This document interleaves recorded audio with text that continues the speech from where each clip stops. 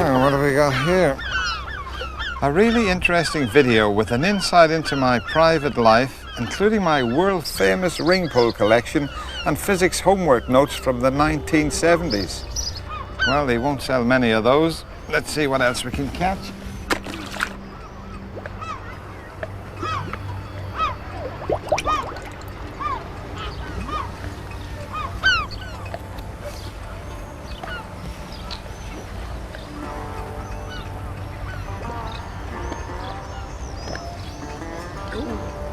Looks like we got another. What have we got this time? Let's have a look. Oh, dear me.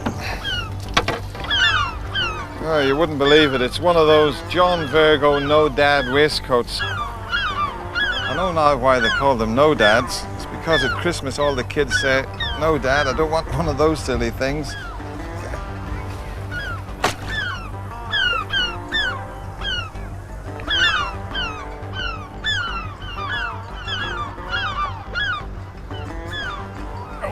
I think we got another one. What could we have this time? Let's have a look. Oh, look at this. An old fishing accessory. I wonder who that belongs to. There's no prizes for guessing.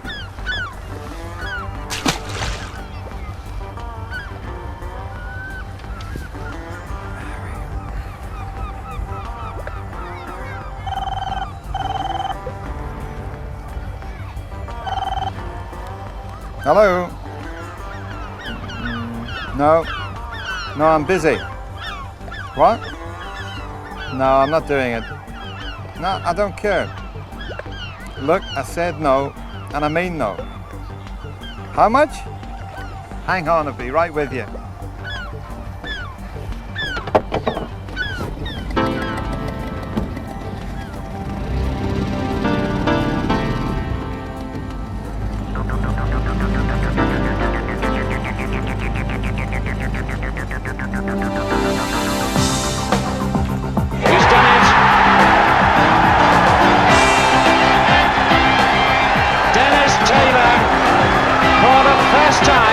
Becomes Embassy World Snooker Champion 1985.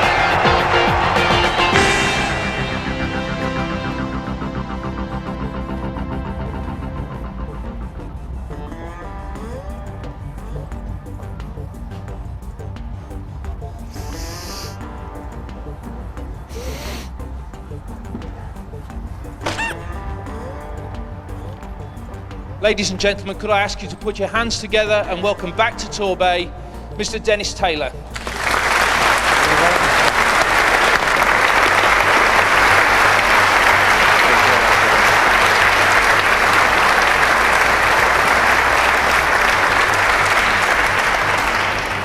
Well, hello and welcome to an evening with me, Fennis Taylor. And what a show we've got lined up for you tonight, ladies and gentlemen. First of all, you're going to see a superb snooker player. Secondly, you're going to see some superb trick shots. And thirdly, you're going to hear some superb jokes. Eh? Well, 1 out of 3 won't be bad, will it? I was extremely delighted to be asked to do this show. I think it was last Wednesday they asked me. I'm sure it was last Wednesday. Yeah, it was definitely last Wednesday because I remember it was the only day this year that B&Q didn't have a sale on. But I haven't been feeling too well lately, ladies and gentlemen. I had to go and see the doctor yesterday. He said, "Have you been having any problems lately? Have you any trouble passing water?" And I said, "Well, funny you should say that, doctor. I keep getting these dizzy spells every time I drive over London Bridge." He said, "No, I mean, does it burn when you pass water?" I said, "Well, I've never tried lighting it." But what he decided, I was just suffering from a huge hangover. And he was right. You know, I had 15 pints last night. That's the last time I'm drinking that Bacardi. Now, a lot of people always ask me, whereabouts do you come from originally? Well, I come from a quiet little fishing village in the north of Ireland. Some of you may have heard of it. It's called Belfast. Oh, we got some in tonight. Yeah, it's twinned with Beirut, isn't it, eh? I'll tell you where I lived, the street I lived in, it was so rough. I'll tell you what, we had a pub in that street. They had a pig in the bar as an air freshener. And you know, the local barmaid used to be called Kate Adey. But we were very poor back there. But we're lucky, my father used to be a bit of a handyman. Do you know he knocked 2 rooms into one? We had the highest ceiling in Belfast.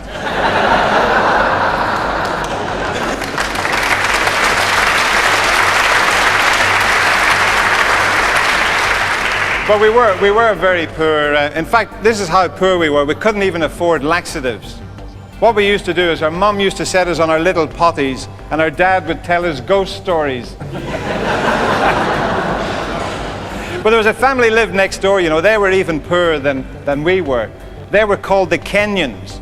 Every day a little lad used to come around knocking on the door saying, "Can you lend us this and can you lend us that?" He came around this day and he said, "My ma says, can you lend us 2 slices of bread?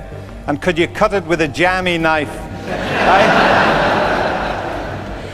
But we're also a very unlucky family. I mean, my dad was so unlucky he bought a suit with 2 pair of trousers and burned a hole in the jacket. And my uncle Seamus, he was very unlucky as well. Do you know, he died drinking a can of Long Life. Now that's unlucky, isn't it?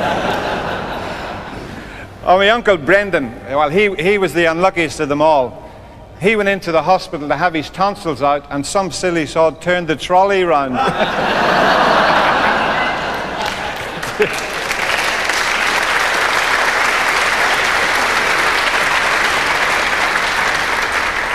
You know, his voice has never been the same since, eh? But I was the most unlucky of them all. This is how unlucky I am. If Dolly Parton had triplets, I'd be the one on the bottle, right? Anyway, on with some trick shots for you. Now, you've probably seen most of these trick shots before. Let's hope you're going to see them this evening. This first shot here is called the disappearing shot. This was made famous by Lord Lucan. The idea is to put the 3 balls in the 2 corner pockets. The black and the white should go in the right corner and the red in the left. Now, if I happen to get one of these, you can give me a little round of applause. All right? Now, all these shots worked one night. Terry Griffiths was playing them. Mind you, we didn't finish till 4:45 in the morning, but here we go. 3 balls in the 2 corner pockets.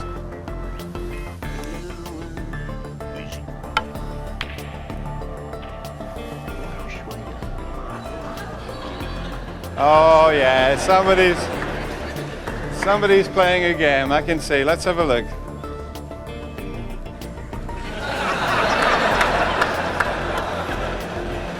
Very funny.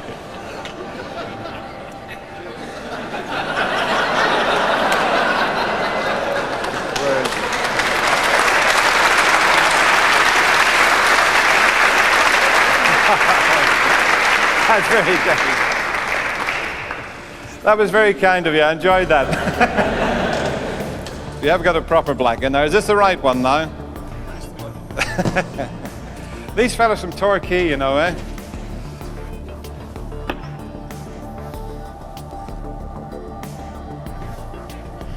I thought that was a bit strange, that. I thought I hit it quite well, that one. So here we go. 3 balls in the 2 corner pockets. I thought, good God, the whiskey's good down here, isn't it? So 3 balls, 2 corner pockets.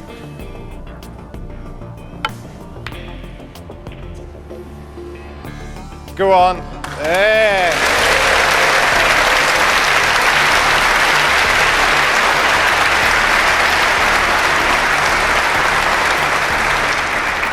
Well, thank you very much. That concludes the trick shots for this evening. Eh?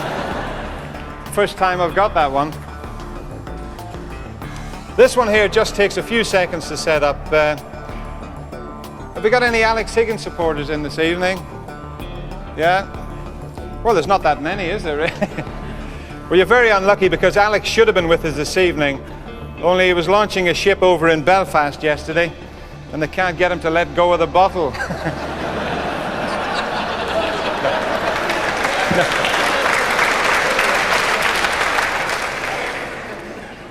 No, that's not true, really.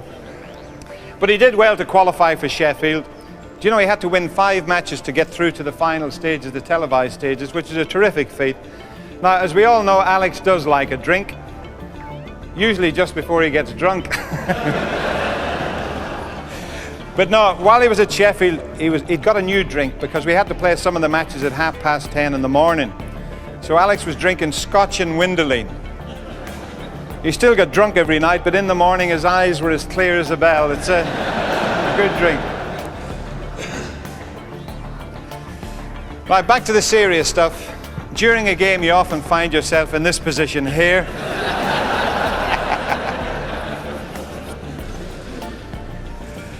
Right, now you've just potted a red. The idea is to pot the blank. There's a few ways of doing this.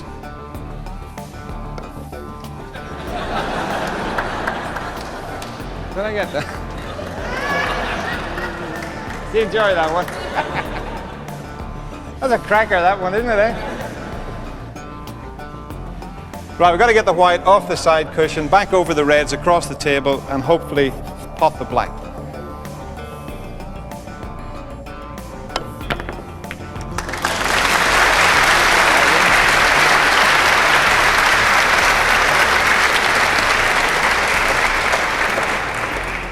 I must tell you about Alex, while we're talking about Alex there. Do you all watch Question of Sport? Yeah. Now, it's been going for, 26 years, a very popular program. Now, Alex only made one appearance on it. Does anybody remember when Willie Carson was the team captain? You know, the little jockey? Alex was on with Willie Carson, and it was the part of the program, What Happened Next, right? Now, Alex knows the horsey game inside out, and it was a film from a clip from a horse race. He used to be an apprentice jockey, Alex, when he first came over to England. Now, David Coleman doesn't like you to waste too much time when you're answering the question. Otherwise, they've got to edit it down. So anyway, they froze the film. Alex is smiling away. So David Coleman says, well, obviously, Alex, you know what happened next. And Alex said, well, I know exactly what happened, David, because I was at the races that day. And David says, yes, but what happened next? And Alex said, well, I know exactly what happened because I backed the winner of that race. And David says, yes, but what happened next? And Alex said, I just went up and collected my money like everybody else.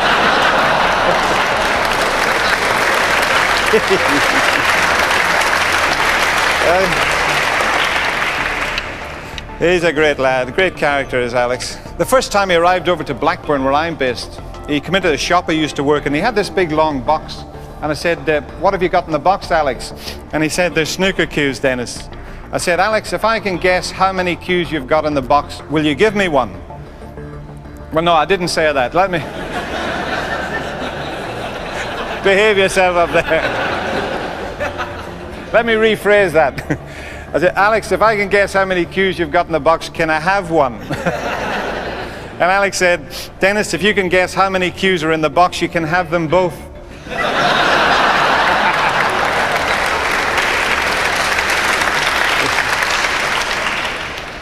Anyway, I didn't get one.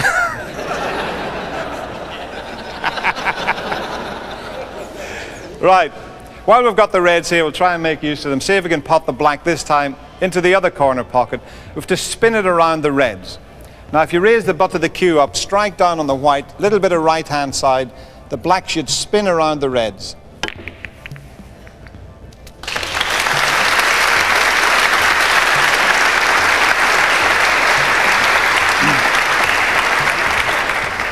I'll tell you what, they're working well tonight, aren't they, eh? Now let's see if this one will work, I'm not sure. The triangle seems a little bit thick. We'll try it anyway. Somebody said it's Irish. Can't be, the ones we've got are square, aren't they? What about the fellow on Mastermind? And Magnus Magnuson says your specialized subject. And he's gone Lebanese radiators, 1985 to 1991. And Magnus says in your name, he said Terry Waite. I like that. I like that one. You know, they took that, because that's a very popular program as well with that, what's he called, that Magnus Magnici. What's his name? Magnus Magnuson, isn't it? And they went over to Dublin with the program, you know. And it was the only time they'd done it over there. And they had a little fella from Dublin, and Magnus says, all you do is you go out, sit in that black chair, I'll ask you 16 questions over about 2 minutes, see how many you can get right.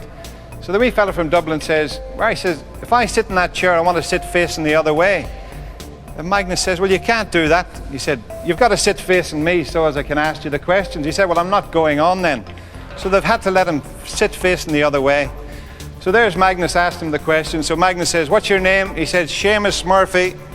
He says, and where do you come from? He said, I'm from Dublin. He said, and what's your occupation? He said, I'm a taxi driver.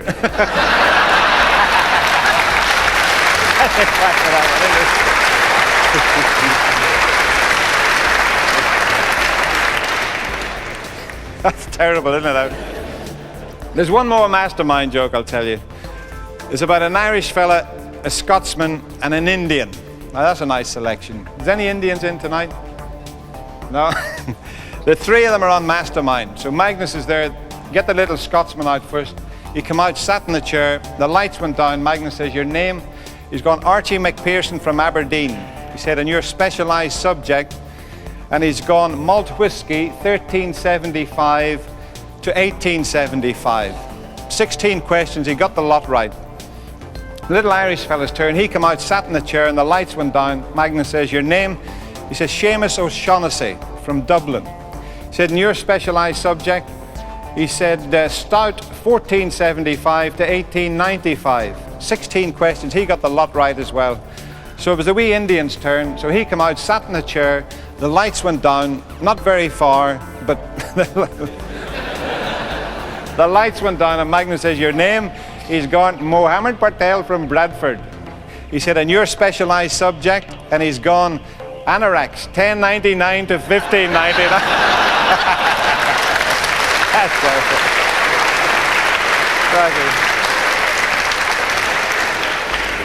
Dear me. Let's see if we can pot the black again for you into the same pocket. This time we've got the black surrounded with 3 reds. We've got to hit the first red, it knocks the second red out of the way, it in turn knocks the third red up the table. The black comes out of the little cluster, runs up the table, hits the triangle, jumps over the 5 reds and into the pocket. Have you seen this one before? Have you? I've never seen it either. One of these nights it's going to work. Right. Black in the corner pocket.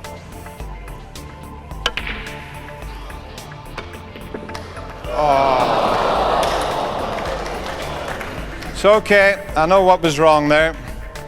I've got the triangle upside down.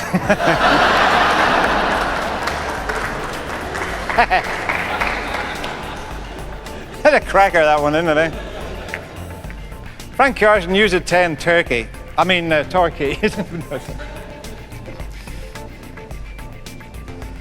Right, if I don't get it this time, I'll buy everybody a drink.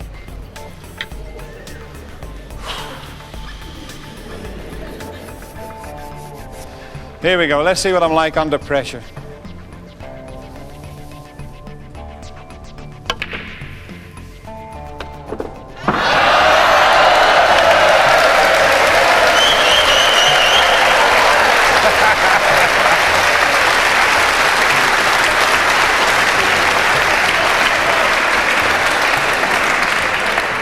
Oh dear. Andy, could I have a pint of orange and 300 straws, please? One last try.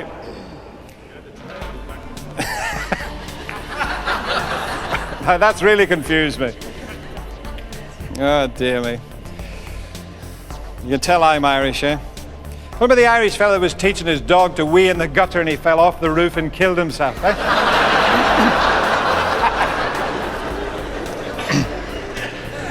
I like the one about the Irish girl that went to the doctor and she says, Doctor, I forgot to take my contradictive pill. And the doctor says, you're ignorant. And she says, yes, 3 months. Now then she went home and told her mother she was pregnant. And her mother said, are you sure it's yours? Took me a week to work that one out, eh? Right. Last try, double or quits. Took me 3 weeks to get this one night.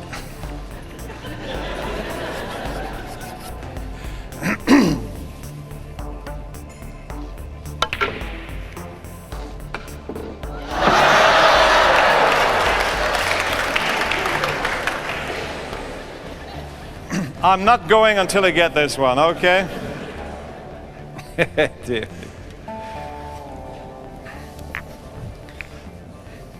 I should try it with that other black, shouldn't I?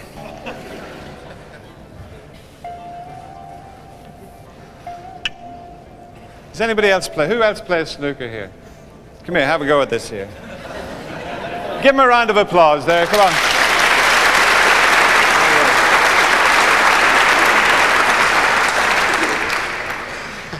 Now what you do is hit that full in the face and hit it as hard as you can. Oh, he's got his own chocolate, eh?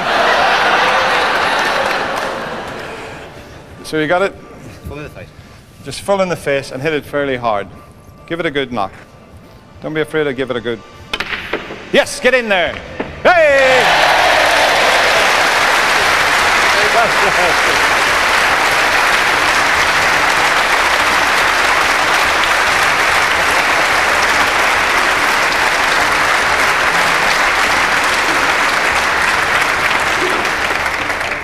There we. Right, listen, you haven't finished yet. We might need you again. Oh dear me.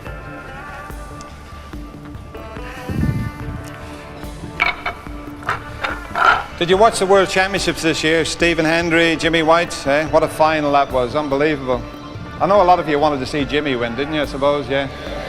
But Stephen Hendry, can't take it away from him. It was a great performance. The tight little sod.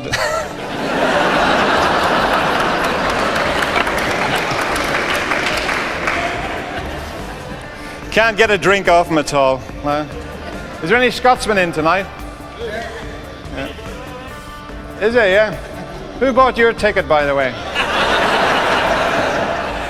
No, I teamed up with Q Masters, the same management as Stephen, but he is a tight little devil, you know. The first time I went to see him up in Edinburgh there, I knocked on his door. He used to have a flat in Edinburgh. I knocked on the door. So I went in through the door there, and he's got this scraper in his hand, and he's taken the wallpaper off the wall. And I said to him, "Are you decorating, Stephen?" He said, "No, I'm moving."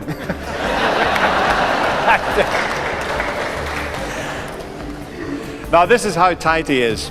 The first year he won the World Championships, he took all his family down to Sheffield, and he said if he won the final he was going to take them all out for a slap-up meal. Anyway, he did manage to win the final. Now if any of you have been down in Sheffield, near the Crucible Theatre, there's a lovely little chef there. So he took them all out to the little chef and ordered them all bacon, egg and sausages. And his little brother was there, he's only this size.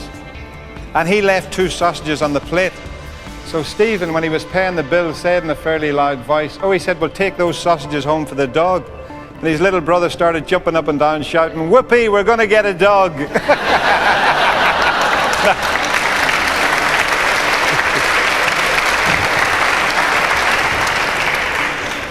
It's like the Scotsman that owned a snooker club and he died and left his son 2 snookers. That's terrible.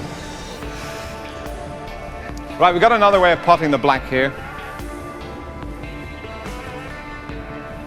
Only this time, we're snookered behind the 15 reds and the triangle. Got to get the white over the 15 reds, down the table, jump through the triangle, on down the table and pot the black. Now if this one doesn't work, I'd cross your legs there.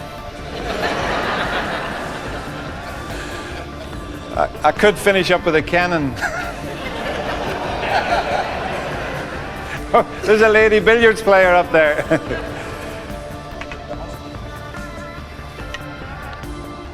So here we go, over the reds, through the triangle, on down the table, and pot the black. There we go, eh?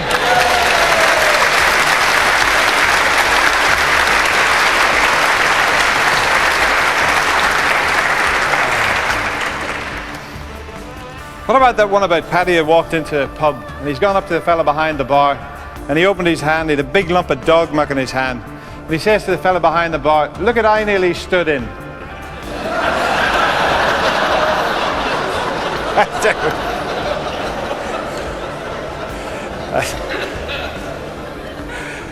But you know, he slipped on one of these on his way into the pub, right? Paddy's going, and he slipped on one of these, went right, and he's in the pub holding his back. And big Flanagan came in behind him, who was 7 foot, and he did the same thing. He slipped in it as well. So Paddy went up to Flanagan, he says, do you know, Flanagan, I just done that. And Flanagan says, you're dirty, and give him such a... I like the one about the Irish girl. Sitting at the bar there, on her own, Paddy goes up and says, would you like a drink? She says, no thanks, I'm a lesbian. He said, what's one of them? She says, well, you see the girl serving the drinks behind the bar with the long blonde hair? She said, I'd love to take all her clothes off and make passionate love to her. And Paddy says, Jesus, I must be a lesbian as well.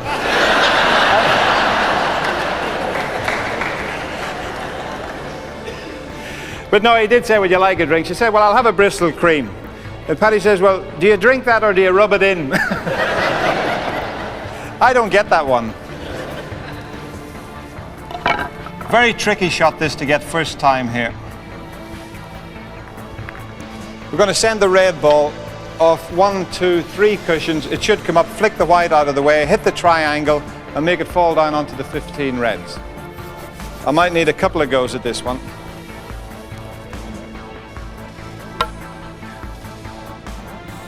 This time we'll put the red ball in the corner pocket. No.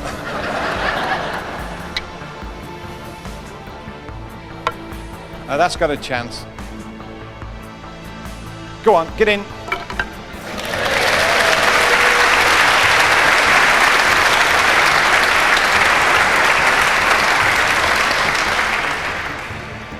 This is an unusual way of potting the black here. I've got to shoot the white down the table fairly hard as it comes back up again.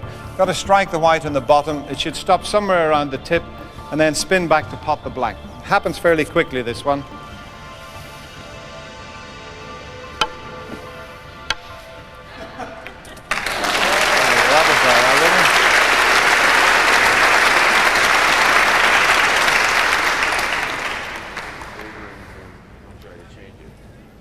It's a tricky way of potting the black.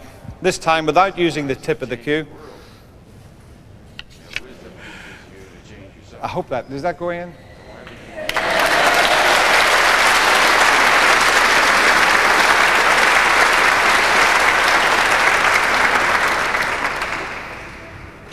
Well, I was telling you earlier about that final with Jimmy White and Stephen Hendry. Do you listen to some of these commentators? Yeah, I do a bit of commentating when I'm not playing. In fact, I've been doing a lot of commentating. But no, I enjoy it because you know what the players are going to do because you've played against them all, so it does help you out. But the game first started, you remember Pot Black back in the early days? Pot Black was the thing that got everything started. And there used to be an old referee on there who used to work with Ted Lowe. The referee with the bald head was called Sidney Lee. He used to be a professional player as well, great old character. And he always refereed Pot Black, and he was always frightened of making a mistake when he was on the television. And there was one night, John Spencer was getting ready to play Eddie Charlton. Alan Weeks did the introduction to the program, and he said, "I now hand you over to the old maestro himself, Sidney Lee." So Sidney tossed the coin up, caught it, and said, "John Spencer has won the break and will toss."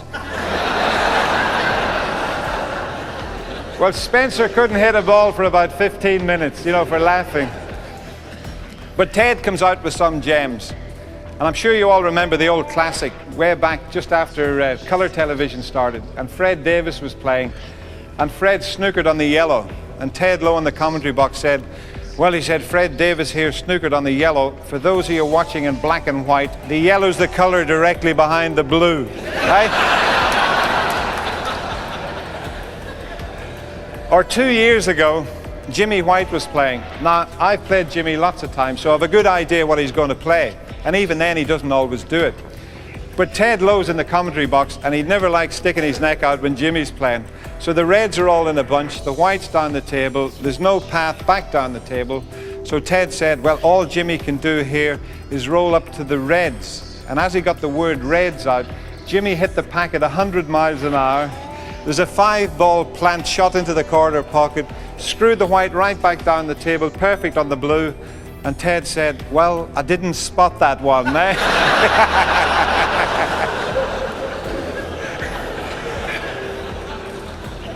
Oh, who was playing? Yeah, Tony Knowles was playing. I mean, he's a great one for the ladies, is Tony. And big, good-looking fella. He's quite a big lad, Tony. He must be 6'3" if he's a... And you know the plant shot. The Canadians are always famous for playing a plant shot. And they're quite difficult if the balls are, you know, not close together. So he's got the shot, and Tony's eyeing it up in this... You know, he's looking, and Ted Lowe said, well, he said, Tony Knowles is going to find this very difficult here. He said he's got 9 inches between the balls.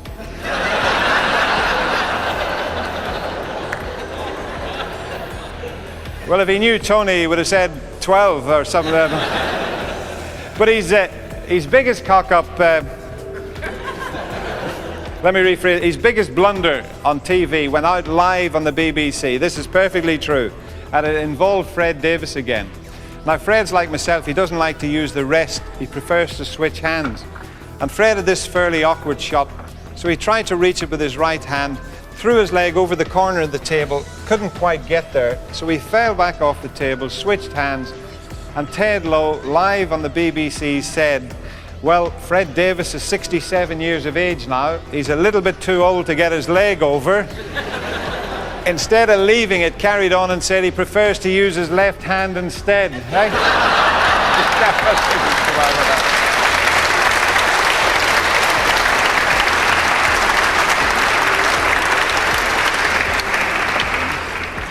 Good old whispering Ted, eh? Right, this next shot's all about cue action and timing. We've got to get all the coloured balls here for you.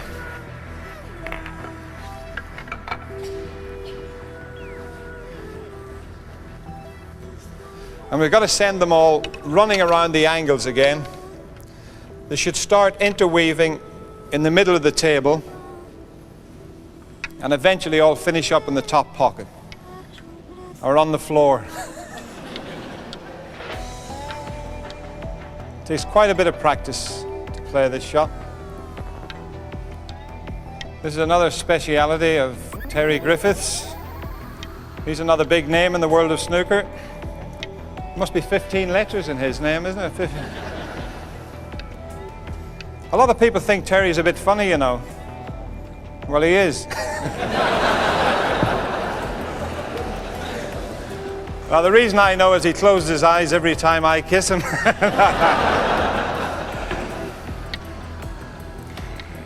But he lives in Llanelli, and if you're ever down that way, you might see Terry wandering around the fields, wearing a kilt. He's the only Welshman that wears a kilt. And the reason Terry wears a kilt is because the sheep have got used to the sound of a zip.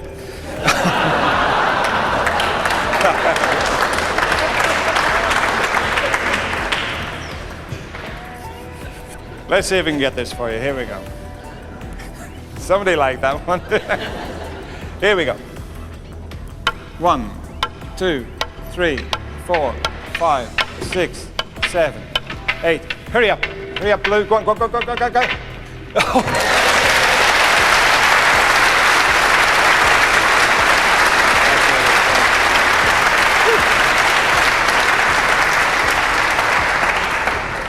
That was a bit lucky, that one, wasn't it?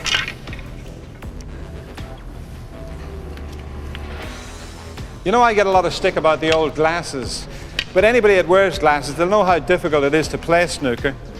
Now, there's a fella in Manchester many years ago who used to play a lot of money matches, and he'd fixed this challenge match up for £1,000. He'd heard about his opponent, but he'd never seen the fella playing. So when the fella arrived at the club, he'd got a pair of thick bifocals on. The other fella's rubbing his hands. He thought, well, this is going to be the easiest money I've ever made. So they set off to play the best of 9. And the fella with the bifocals won the first 5 games. He potted everything. The other fella went up to him at the end, shook his hand. He said, well, that's incredible. He said, but how do you manage to play like that with a pair of glasses? The fella says, well, it's quite simple. When I get down to take a shot, he said, they're bifocals, so I see a big ball and a little ball, and I see a big pocket and a little pocket, so I pot the little ball into the big pocket.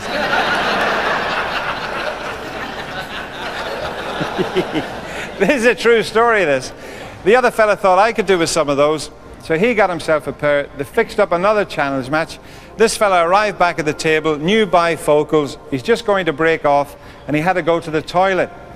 Anyway, come back from the toilet, and his right trouser leg was absolutely wet through from top to bottom. And the other fella says, "My God, what happened to you?"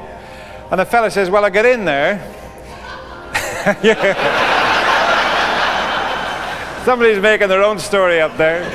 He said, "I got in there," he said, "I took it out, I seen a big one and a little one, and I thought, that can't be mine, and I put it back again."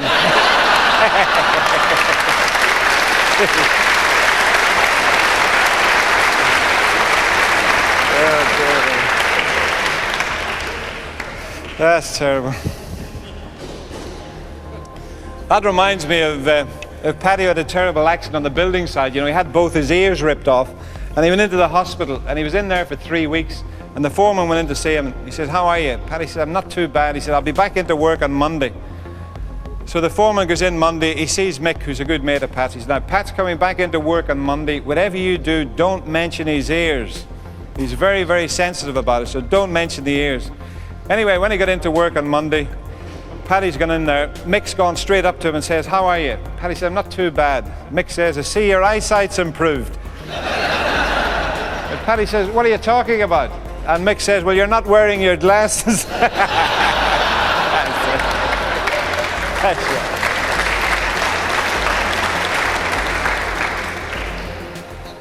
Very precise shot, this.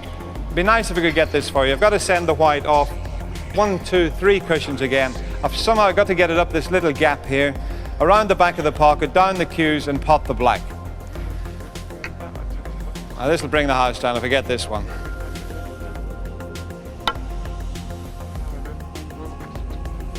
Testing, testing.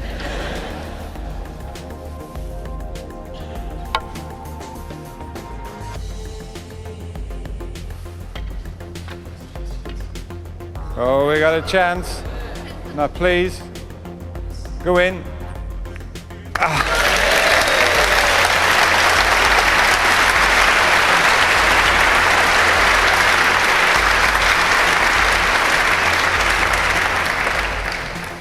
Oh, that was tricky, that one. Like that one that Paddy went for an interview as a bus driver, and he seen the inspector there, walked in. The inspector says, "What's your name?" He says, "Paddy McGulligan." He said, "Could you spell that?" Oh, he says, "Stuff your job, I didn't want it anyway."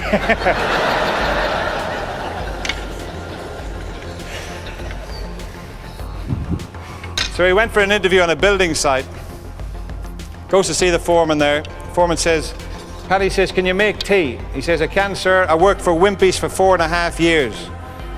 And the foreman says, "Can you drive a forklift truck?" Paddy says, "How big's the bloody kettle?"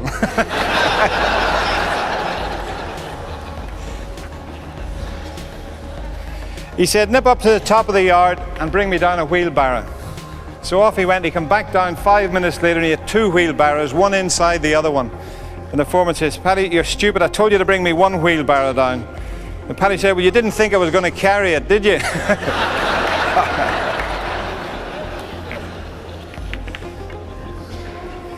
Right, see if we can get the 3 balls in this time for you. Got to get the 3 balls in 3 different pockets. The red, the black, and the white. So that's the 3 balls into 3 different pockets. Keep your eye on the white. It's the tricky one.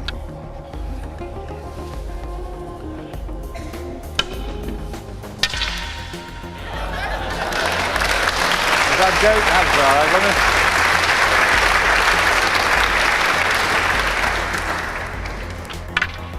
I like a nice little story. You know, Paddy's decided to go fishing this day, so off he goes with a little fishing rod, and he's got a little pickaxe. So he gets out there into the ice, cuts himself a nice little circle with the axe, sitting fishing away there, skiddly-die, singing away to himself, diddly-eye, and he hears this voice, "There are no fish in there." He said, "Who was that? Was that God, was it?" He fishes away again, "There are no fish in there." So he turned around, he said, "Is that you, God?" He said, "No, this is the ice rink manager."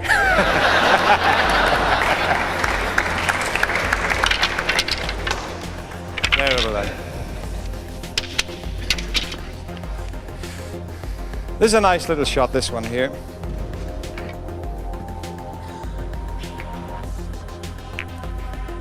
You've just potted a red, right? The white comes round, you're snookered for the black. You'll probably play one of the other colours. If you put plenty of chalk on the tip, nominate the black and you're quick enough. It's just a matter of getting down and potting the black. So don't forget that one. Did you miss that? Did the boys miss that one? I'll do it up this side for you. I'll show you how this one works and then you'll be able to play this, show your school friends this one. So watch it carefully. In fact, I'll give you an action replay, all right? Have you got it there? Yeah, here we go. Action replay.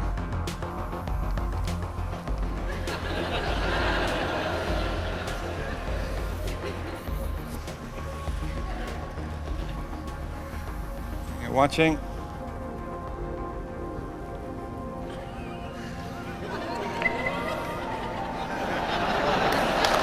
It's quite good, that, isn't it?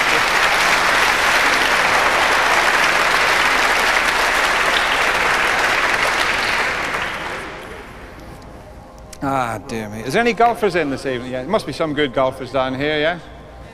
I had a game of golf with Ray Reardon, because Ray Reardon lives down this way, doesn't he, Ray? He lives in Brixton. Where's it? Brixton, isn't it? Yeah. That's right, yeah. I played golf with him yesterday, yeah. I didn't play that well, I only hit 2 good balls all day. I stood on a rake. What about the 2 fellas that are out playing golf? And they're behind these 2 ladies, and the ladies have been holding them up all the way around. And on the 14th, one of them says to the other, he said, I'm going to go up and tell them, he said, it's taken forever. So he heads down the fairway, and he stops about 30 yards from them, turns and comes back, and his friend says, I thought you were going to tell them. He said it was a bit embarrassing. When I got down there, I realized one was the wife, and the other one's a girlfriend I've been seeing for a few years. And the other fellow says, well, I'll go and tell them. So he headed down the fairway. He stopped about 30 yards from them as well. He came back and said to the fellow, it's a small world, isn't it?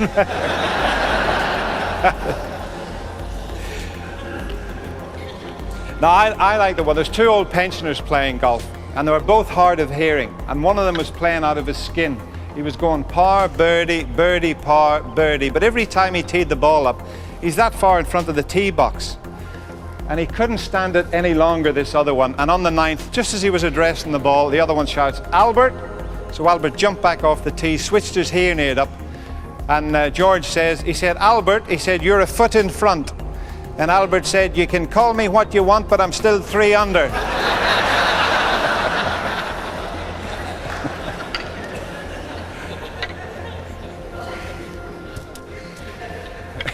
just worked that one out. Took me a week to work that one out as well.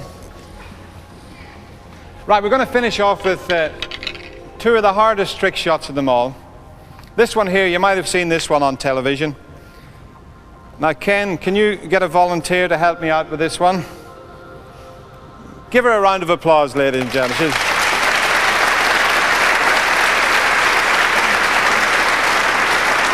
Thank you. Have you seen this trick shot before? No. Well, you're the only one that's not going to see it this evening.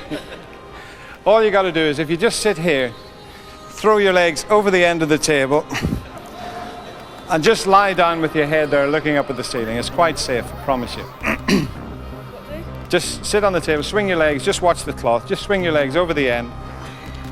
This is dangerous, this one. Right. And just a little bit that way. Not too far, back a little bit. And just a little bit more that way. And just lie down and look up at the ceiling. And just bring your head this way. Right. What happens here? We put all the lights out.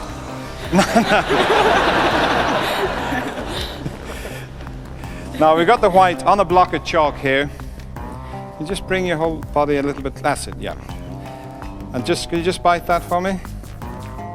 Right. Now the black is in a fairly tricky position as well, yeah? Now I've got to pot the black out of, sorry, what was your first name again? Oh, I'll find out. Oh, sorry, it's Kelly.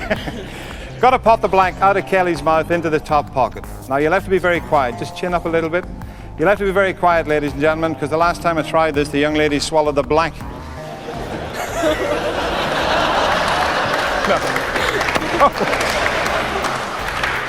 Mind, you should have seen the shot I played to get the black out of it. Here we go. I'll do it this time. Black in the top pocket. Just bite, yeah. Just bite on tight on the chalk, yeah.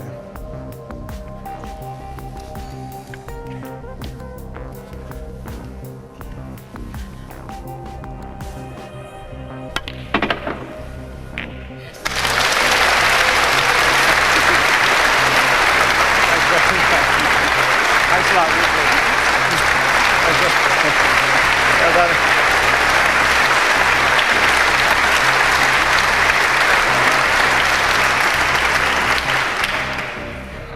Now I'm going to try and finish off with a machine gun shot for you. Just while I'm getting this ready, I'll tell you one fine little Irish story. It's about Murphy coming home one night along the canal bank, absolutely steamed out of his brains. He'd had about 16 pints of draft drambuie. Now, there was a fella drowning in the canal. Murphy, with all the drinking, he's feeling fairly brave himself, so he decided to jump in and rescue this fella. Anyway, carried on home, 3 o'clock in the morning. There's a knock on the door, 2 policemen there. One of them said, "Good evening, Mr. Murphy. Did you rescue a man from drowning in the canal earlier this evening?" And he said, "I did, officer, but I don't want any medals for it." They said, "Well, God love you, Murphy. We didn't come to give you any medals. Just come to tell you that you shouldn't have bothered, because he hung himself instead." And Murphy says, "No, he didn't." He said, "I put him up there to dry."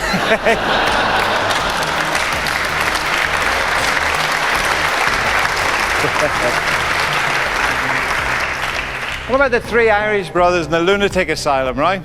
And they're sitting in the lounge there, and one of them says, "I'm going upstairs to take a bath." So he heads up the stairs, he runs the bath, he puts 1 foot into the bath, he stood there with 1 foot in and 1 foot out, and he says to himself, "Jesus, am I getting in the bath or out of the bath?" So now he's screaming down the stairs, "Am I getting in the bath or out of the bath?" So one of the other brothers says, "I'll go up and see what he's on about." So he heads up the stairs, puts 1 foot on the bottom step. He stood there with 1 foot on the step and 1 foot on the floor. So he starts, "Am I going up the stairs or coming down the stairs?" So now he's screaming, "Am I going up the stairs or coming down the stairs?" The other fella's shouting, "Am I getting in the bath or out of the bath?" The third brother says, "Do you see them 2 brothers of mine?" He said, "They're as thick as..." Is that the front door or the back door?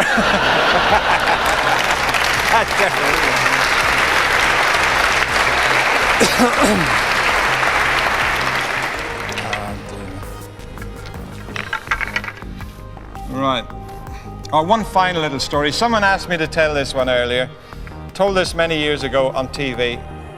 It's about Paddy was coming over to England for the very first time, and he was waiting at the airport in Belfast.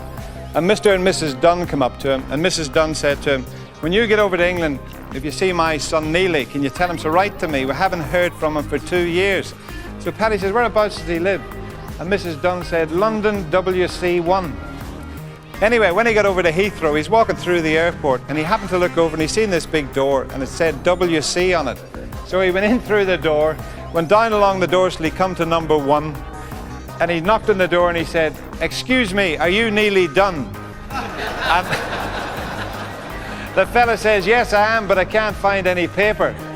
And Paddy says, "Well, that's no excuse for not writing to your mother yet."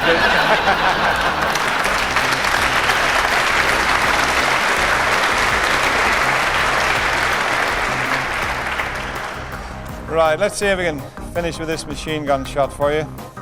This was made famous by the late, great Joe Davis, who was world champion for 20 years. There's only a couple of players play this shot. You'll see why in a minute. In fact, Steve Davis can do this with 15 reds. Brilliant, isn't he? Eh? Doesn't use a white, but he can get 15 reds in. No, he doesn't play this shot, Steve. Doesn't need the money, does he? Eh? Yeah. He's got so much money, he wrote a check out last week and the bank bounced. He's got a great head for money, Steve. He's got a slot in it right on the top. You can... great ambassador for the game. So the idea is to shoot the white first. And before the white gets there, we'll try and get all the 7 reds in. And if this works, you can bring a house down.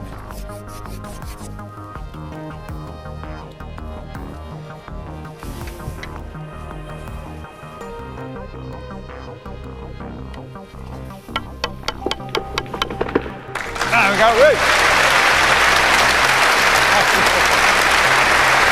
Thank you very much. Okay. Ruth.